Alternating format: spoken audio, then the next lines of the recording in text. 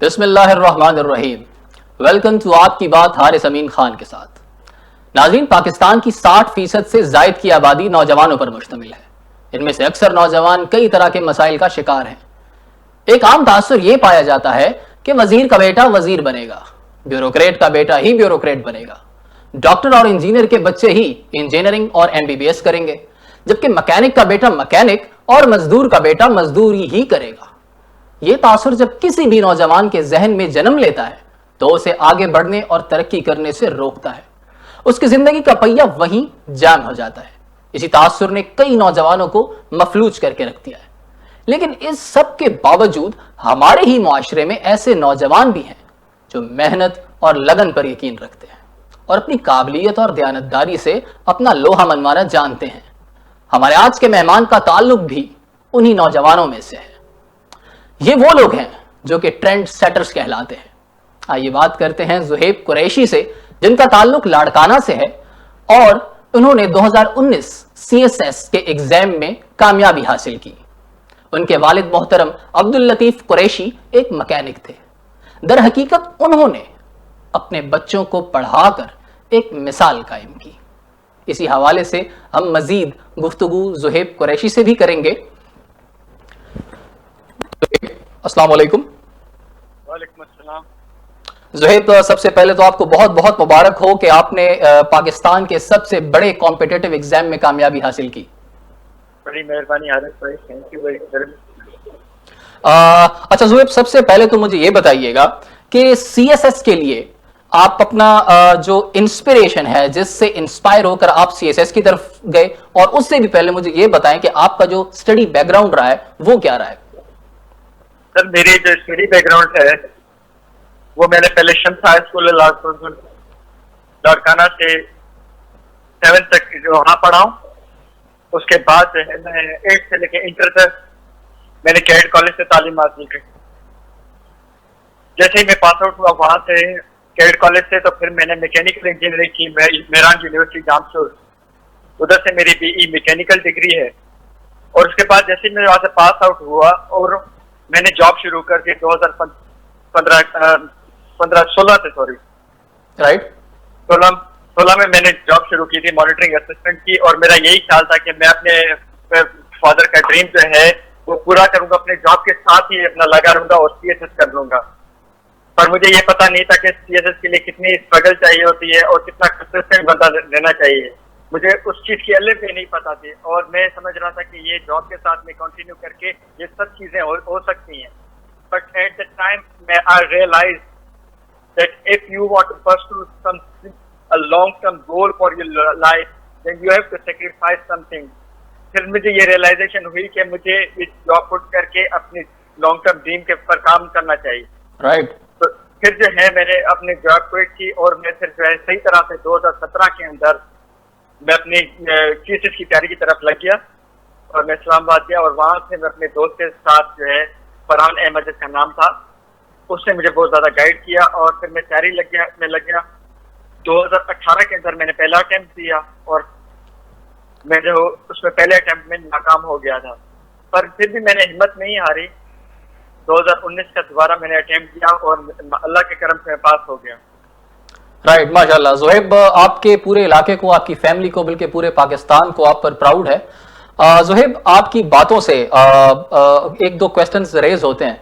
उसमें सबसे पहले तो ये है कि एक गवर्नमेंट जॉब क्विट करके ये एक बड़ा रिस्क है, तो वो डिसीजन लेना कितना टफ था? ये बाकी एक बड़ा डिसीजन था मेरे लिए, एक one of the bold decision in my life which I have taken at that time because I have gone through a tough struggle वाले बात से मैं वहां गुजरा हूँ।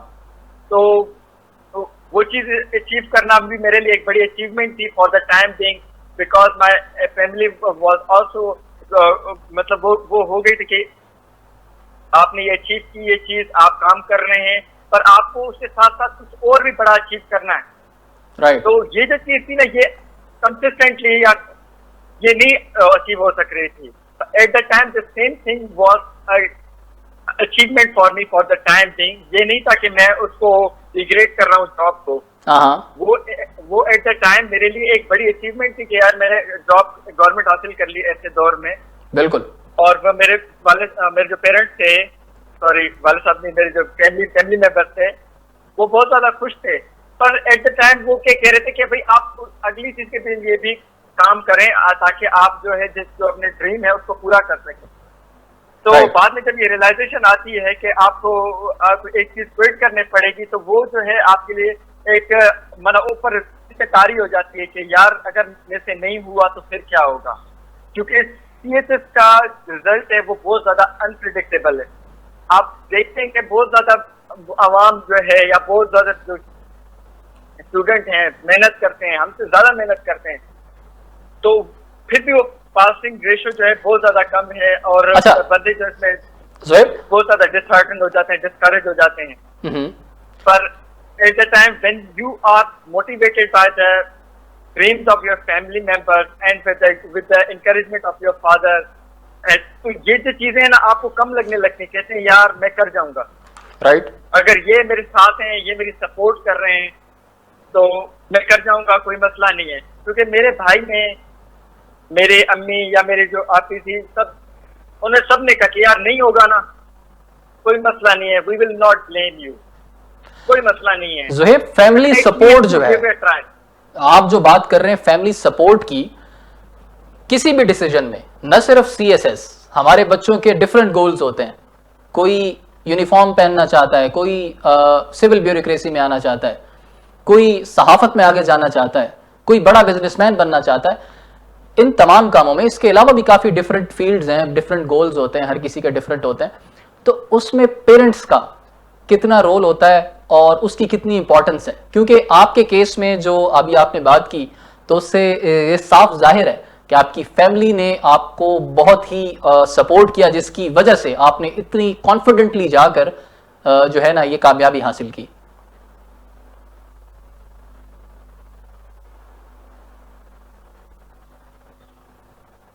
जी ज़ुहैब, मेरी आवाज आ रही है? अब आ रही है। जी ज़ुहैब, मेरा क्वेश्चन आपने सुना कि फैमिली की सपोर्ट जो है किसी भी गोल को अचीव करने के लिए, न सिर्फ सीएसएस, किसी भी फील्ड में, कितनी इंपॉर्टेंट है? जी, मैं ये कहता हूँ कि अगर पेरेंट्स जो है अपना फ्री हैंड देते हैं, कोई बच्चा अगर उसका शौक है, अगर उसका पैशन है, he wants to achieve something and he is very sincere not only to himself but also his family members, तो मैं कहता हूँ उसको फ्री हैंड दे ताकि वो आपको वो रिजल्ट दे।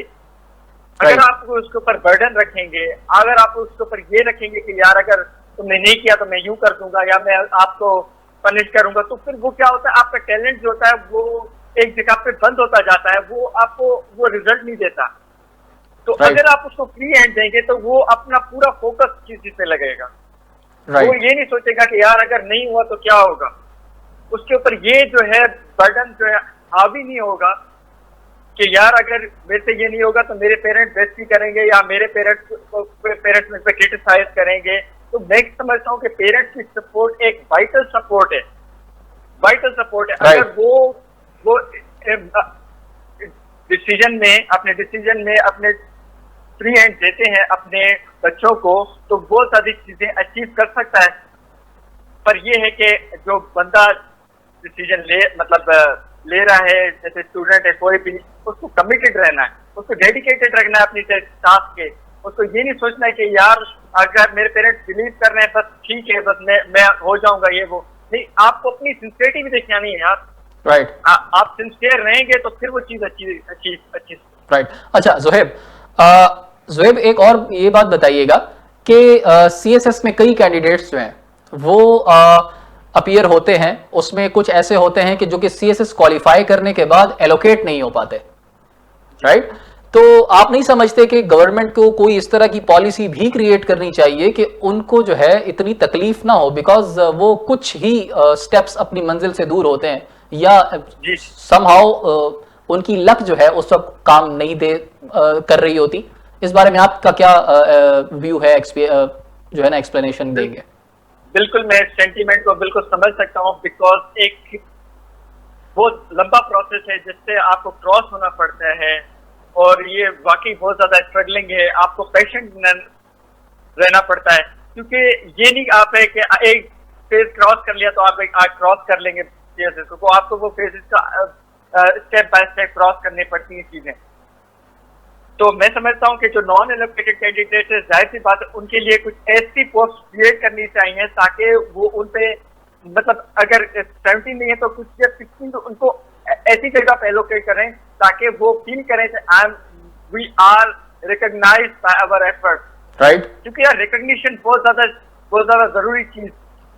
अगर आपको कोई रिकॉग्नाइज करता है, कोई रिवॉर्ड देता है, तो वो आपको फील होता है that I have something to show others, that I have the result. Right. मुझे रिवॉर्ड मिला जो मैंने किया।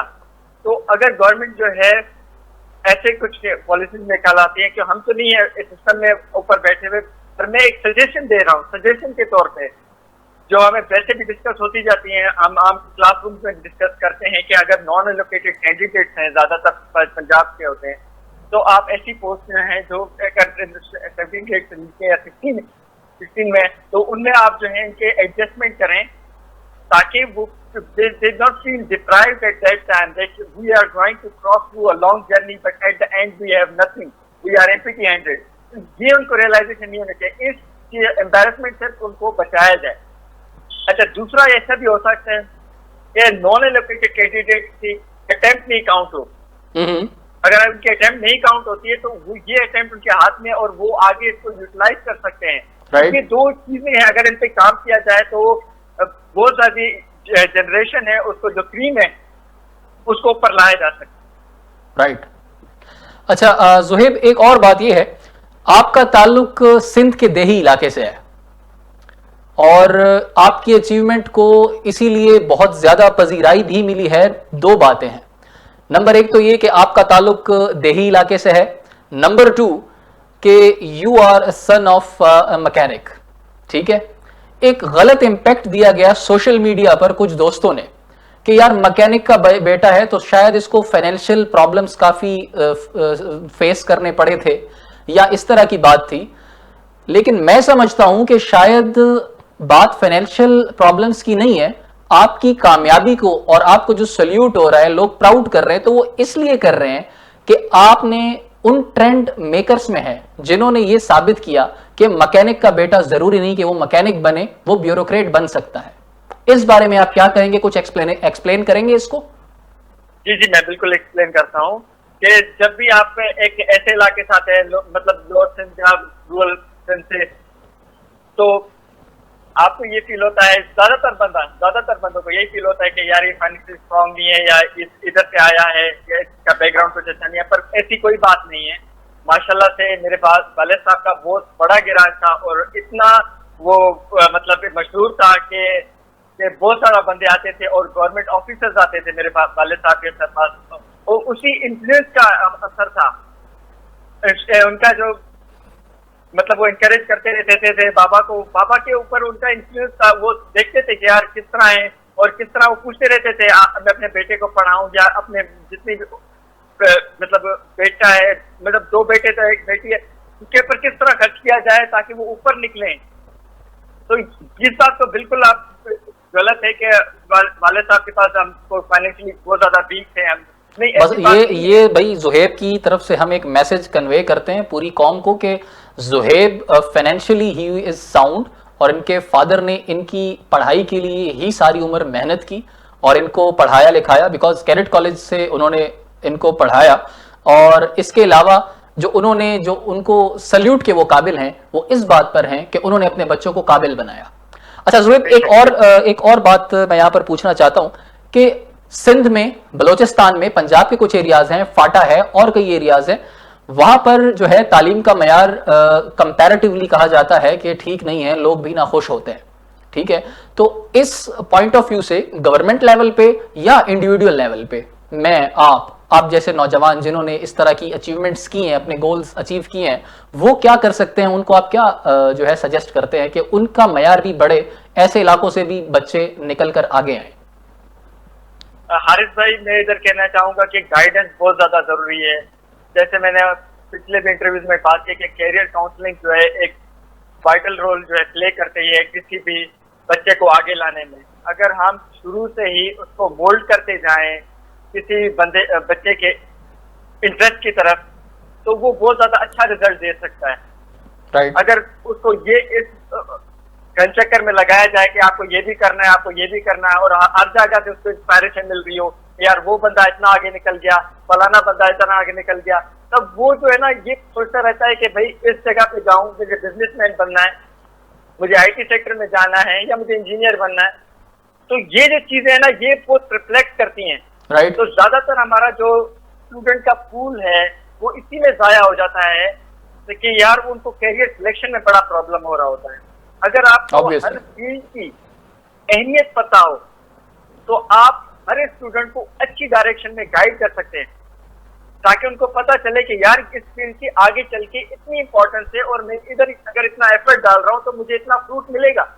राइट। पर अगर आप उनको ये गाइड नहीं करते तो वो फिर वो जो है ना यू टर्न मारते रहते हैं, राइट। यार ये नहीं हुआ अब वो कर लेते हैं, अब ये नहीं हुआ वो कर लेते। तो ये जो चीज होती है उनको फटीग कर ली होती है और उनको पता नहीं चल रहा होता, और उसका इफेक्ट जो उनके फ्यूचर पे पड़ रहा होता है। तो अगर ये career counselling at least institution university के लेवल पे इधर अगर हो ना, तो हमारा ज्यादातर स्कूल जो है कामयाब हो सकता है, उनको अच्छी अच्छी पोस्ट मिल सकती है। और जो खास तौर पे मैं ये देख हमारे रूरल सिंध के इलाकों से जो बच्चे आते हैं, they are totally neglected on this side.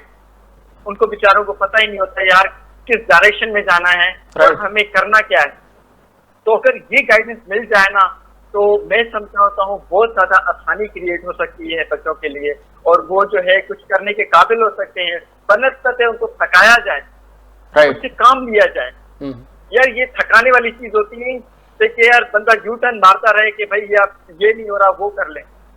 तो अगर आप इसकी स्पेसिफिक डायरेक्शन दे दें, मैं समझता हूँ कोई भी ऐसा टास्क नहीं है जो अचीव ना हो सके। Everything could be possible. जी, वेरी गुड। मतलब कि कैरियर काउंसलिंग जो है वो इम्पोर्टेंट है, स्पेशली हमारी यूनिवर्सिटीज के बच्चों को भी, और इसके ज्यादा जो हमारे देही इलाके हैं वहां पर जो है गवर्नमेंट को इस तरह की पॉलिसीज बनानी चाहिए। बिल्कुल बिल्कुल। Right right right. अच्छा जुहेब, एक और बात बताइएगा कि जो मेरे जहन में आ रहा है कि हमारा मुआशरा, हम ऐसे एक मुआशरे में रहते हैं कि जहाँ पर आप कोई ऐसा हार्ड डिसीजन लेते हैं तो बजाय आपको जो है अप्रिशिएट करने के, हौसला देने के, आपकी जो है ना टांग खींचने वाले या जख्मों पर नमक छिड़कने वाले बहुत मिलते हैं। राइट। तो आपने नंबर 1 जॉब, गवर्नमेंट जॉब से रिजाइन किया, ये तो मेरा ख्याल है कई लोगों की नज़र में आपने एक ब्लंडर किया, नंबर 1। नंबर 2 के उस वक्त आप जब अपीयर होते हैं 2018 सीएसएस के एग्जाम में, वहां पर आप नाकाम हो गए। उस वक्त लोगों का क्या कहना था, और जुहेब कुरैशी की उस वक्त डिटर्मिनेशन लेवल कहां था? इस बात को मैं ऐसे एक्सप्लेन करूंगा कि जब मैं ये डिसीजन ले रहा था तो मेरा भाई, मेरी अम्मी और मेरी आपा जो थी वो मेरे साथ थी। तो ये फील होता था कि यार अगर कुछ भी नहीं हुआ तो ये एटलीस्ट नाराज नहीं होंगे, और मैं किसी की परवाह नहीं करता था क्योंकि I was doing it for my family. It was nothing belonging to others, so why I should care for the criticism or comments of the others? Right. तो ये चीज मेरे माइंड में क्लियर थी कि अगर कमेंट करें, क्रिटिसिज्म करें, कोई मसला नहीं है। It is my life, if I am taking the risk then I have to pay the cost. अगर ये मेरे लिए गैम्बल है तो कोई मसला नहीं है यार, कुछ करना के लिए कुछ तो रिस्क लेना पड़ेगा ऑब्वियसली। तो मैंने वो चीज सोची, और पीछे से मेरी जो इंकरेजमेंट थी फैमिली के लिए, वो उसने बस मुझे आगे धक्का लगाती रही। ठीक है, कहीं मैं फेल भी हुआ, कैसे हालात से कुछ भी थे, पर वो जो चीज थी सेल्फ मोटिवेशन के आई हैव टू पे बैक टू माय फैमिली, वो मुझे आगे लेती चले। Right right right. ठीक है ना। और इसके अलावा जब 2018 में फेल हो गया तो फिर भी मुझे थोड़े से ताने सहने पड़े कि यार आप उस जॉब में होते तो ठीक होता, चलती होती तैयारी ये वो, पर देयर वाज समथिंग डिफरेंट। ऐसे लोगों को आपसे ज्यादा आपकी कैरियर की फिक्र पड़ जाती है, इजंट इट? जी, मैं कह रहा हूँ कि कुछ ऐसे लोग होते हैं जिनको, जो कि ये शो कराते हैं कि हमें आपसे ज्यादा आपके कैरियर की फिक्र है। अब बिल्कुल बिल्कुल, उनको पहले ये पता ही नहीं होता कि यार ये तैयारी में लगा हुआ है, फेज में लगा हुआ है, वो पीरियड वो नहीं पहचानते कि क्या किस हालात में से गुजर रहा है। पर जब आपका रिजल्ट आता है तो सब पहुंच जाते हैं कि नतीजा क्या हुआ। ऑफ कोर्स ऐसा ही है। ये जो चीज है ना, ये मुआशरे में से थोड़ी अगर खत्म हो जाए तो ज्यादातर नेगेटिविटी खत्म हो जाएगी, और हम जो है आगे बढ़ सकेंगे, मतलब जितनी नौजवान नस्ल है वो उसमें हेल्प हो सकेगी। अच्छा सुहेब, एक और बात कि आपको अल्लाह ताला ने बड़ी इज्जत दी, पूरा पाकिस्तान जो है उसके लिए, यंगस्टर्स के लिए, बच्चों के लिए आप एक इंस्पिरेशन है, राइट? पूरा पाकिस्तान ये जानना चाहता है कि ज़ुहैब कुरैशी ने जो टारगेट सेट किया था वो अचीव कर लिया कि अब ज़ुहैब कुरैशी रेस्ट करेंगे, या मजीद उन्होंने टारगेट सेट किए हैं कि अब मैंने ये करना है मुल्क के लिए और अपने लोगों के लिए? हारिस भाई, मैं कहना चाहूंगा कि इस वक्त जिस मैं पोजीशन पे हूँ, मैं समझता हूँ कि मैं जितने भी दोस्त हैं, स्टूडेंट्स हैं, उनको मैं गाइड दे सकता हूँ, मोटिवेट कर सकता हूँ। ये मेरे लिए दो ऑप्शन बहुत अच्छे हैं, और मैं समझता हूँ कि अगर मैं किसी को गाइड करूंगा तो इसका फल ये नहीं है कि सिर्फ वो ही खाएगा, पर ये है कि एज ए मतलब ये मेरे लिए भी ब्लेसिंग होगी बड़ी कि यार मैं किसी को गाइड कर रहा हूँ। क्योंकि जो मैं चीजें देख कर आया हूँ फेज में, या जो मैंने तकलीफें देखी, I do not want to make these things make hurdle for others. तो वो चीजें दूसरों को बर्दाश्त ना पड़े, उनको ना करनी पड़े जो नई चीजें देख कर रहा हूँ। तो ये चीजें, मेरा ये कॉन्सेप्ट है कि अगर आप जिस फेज में से गुजर आए हैं तो कम से कम आप इतना कर सकते हैं कि यार दूसरे के लिए आसानियां पैदा करें। तो मैं समझता हूँ अगर कोई गाइडेंस होगी, और अगर जो कैरियर काउंसलिंग होगी, और मोटिवेशन किसी को देनी होगी, तो मैं जो हूँ वो कर सकूंगा और उनको अच्छे तरीके से गाइड कर सकूंगा। अच्छा, और एक और हारिस भाई, मैं आपके प्लेटफॉर्म से एक बात कहना चाहूंगा जी जी, कि I do not want to become social media star. मुझे कोई भी आइकन बनने की कोई मतलब ख्वाहिश नहीं है। मैं कुछ भी नहीं चाहता था। मैं as a simple man, I am a same student, like मतलब वही चीजें सीख रहा हूँ, अभी भी उसी सीखने वाले फेज में हूँ। मैं कोई भी इतना बड़ा नहीं हूँ। मेरी पोजीशन जो है 260 है, मतलब मैं 260 पे फॉल करता हूँ मेरिट लिस्ट में। मेरे से बहुत ज्यादा ऊपर बंदे हैं। I am not the one who has achieved the very much high and I would be praised by everyone. पर मेरी कहने का मतलब ये है कि this is rewarded to me by Allah almighty. No doubt. इसका ये नहीं है कि यार मैंने कुछ ऐसा किया कि मुझे बहुत ज्यादा प्रेज करने के, पर ये है कि एक बस वीडियो बन गई और वो वायरल हो गई। और इसमें ये नहीं है कि मेरा, क्योंकि मैं कोई सोशल मीडिया पे एक्टिव होना चाहता हूँ और कोई मैं सेलिब्रिटी बनना चाहता हूँ। I do not want to become this, I am the same simple man. तो ऐसा ही रहना चाहिए। और आई थिंक जितनी भी है चीज, ये अल्लाह की तरफ से है, हमारी कोई हैसियत नहीं है, बस अल्लाह ने इज्जत दी है। कोई शक नहीं। ज़ुहैब, आपको अल्लाह ताला ने इज्जत बख्शी है और आप इस वक्त हर यंगस्टर के लिए एक हीरो हैं। और इसमें आपकी जो बात है, आप कहना चाह रहे हैं कि मैं कोई मतलब सोशल मीडिया पर इतना वायरल हो गया तो लोग आपको अप्रिशिएट कर रहे हैं, आपसे मोहब्बत करते हैं और आपकी तरह बनना चाहते हैं। तो ये मैं समझता हूं कि आपकी तरफ से ये भी एक बहुत बड़ा गिफ्ट है, आपकी और आपकी फैमिली की तरफ से, कि जो इन्होंने इतनी मोटिवेशन दी है यंगस्टर्स को। थैंक यू आदत भाई, थैंक यू। अच्छा Zuhaib, thank you so much, आपने हमें ज्वाइन किया। हम उम्मीद करते हैं कि अल्लाह ताला आपको मजीद कामयाबियां दे और इसी तरह के जो हमारे और नौजवान हैं वो भी ज़ुहैब की तरह इंस्पायर होकर इनकी तरह अपने गोल्स को अचीव करें और अपने कौम का, अपने मुल्क का, अपने खानदान का नाम रोशन करें। नाज़रीन, ज़ुहैब और इन जैसे नौजवान वो लोग हैं जो कि अपने रास्ते में आने वाली जो भी रुकावटें हैं उनको ठोकर मारकर अपनी मंजिल की तरफ आगे बढ़ते हैं। और इसीलिए मुझे लगता है कि शायद इकबाल ने उनके लिए ही ये शेर कहा था, नहीं है नाउम्मीद इकबाल अपने कश्ते वीरा से, जरा नम हो तो ये मट्टी बहुत जरखेज है साकी। अल्लाह हाफिज, पाकिस्तान जिंदाबाद।